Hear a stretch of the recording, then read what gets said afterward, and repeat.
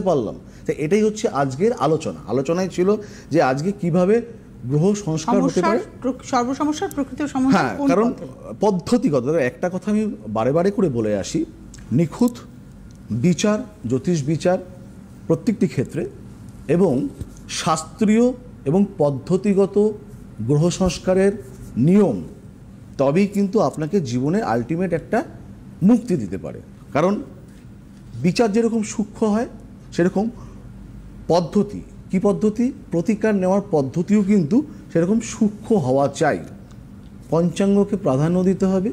বিভিন্ন যোগ, আগের দিন যেরকম বলছিলাম, এই আগামী শনিবার অর্থাৎ আগামীকাল ত্রহস্পর্শ যোগ, তারপরে যে অমাবস্যাটা বৈশাখী অমাবস্যা পাচ্ছি, রবি উচ্চস্থ অমাবস্যা, প্রীতিযোগ থাকছে, অত্যন্ত শুভ। ঠিক তার পরের দিন মহারাজ শনি নিজের নক্ষত্র প্রাপ্ত হচ্ছে সকাল 7:52। ওই দিন আয়ুষ্মান যোগ থাকবে, অর্থাৎ পরপর 3 দিন। তাহলে পঞ্চাঙ্গকে প্রাধান্য দিতে হবে। কি পঞ্চাঙ্গ, এটি নিয়ে আমি আগামী দিন একটি ভিডিও করব আমার অ্যাস্ট্রো কৃষ্ণভারতী ইউটিউব চ্যানেলে। আপনার প্রত্যেকটা জ্যোতিষ অনুষ্ঠান ফেসবুক পেজ কৃষ্ণভারতীতে পেয়ে যাবেন। পঞ্চাঙ্গ নিয়ে একটা চ্যাপ্টার হবে।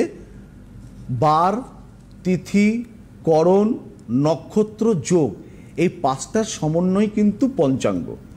যেই পঞ্চাঙ্গে আমরা যে কোনো শুভ কাজ করবার জন্য বেছে নেই।